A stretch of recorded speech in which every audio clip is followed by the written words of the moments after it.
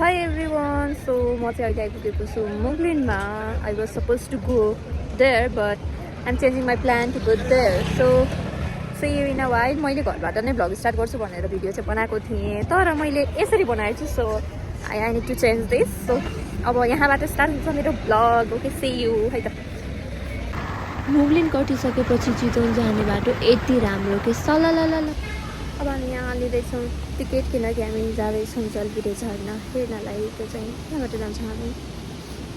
नेपाल विकास नै नभएको भन्न त मिल्दैन है. झर्ना आइपुग्ने ठाउँसम्म यहाँ रोडबाट माथि रहेछ होइन, यहाँसम्म पनि त्यस राम्रै छ रोड. अनि यो साउन्ड सुन्दै हुन्छ, यो साउन्ड चाहिँ झर्नाको हो. अब झर्ना जाने स्वर्गको बाटो देखाउँछु म.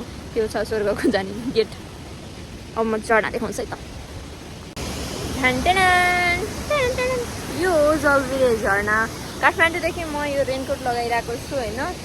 अनि मलाई यो लुगा खोलेर अनि त्यसपछि राम्रो फोटो खिच्ने जाँगर पनि चलिरहेको छैन. सो यहाँबाट चाहिँ अझै माथि जान मिल्दो रहेछ होइन. जाँदैछु म, हजुरहरूलाई पनि लैजान्छु ल.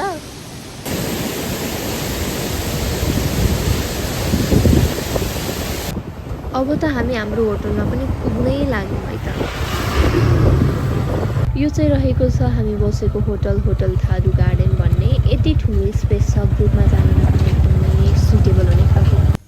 अलमोस्ट 8 बजे चाहिँ हामी आफ्नो होटलमा चेक इन गरिसक्यौँ. एन्ड देन अहिले हामी यो श्रीलङ्का कटेज रे है त. आजको लागि मेरो घर चाहिँ यो छ. कस्तो क्युट छ. अनि म एकचोटि पसिसकेँ होइन.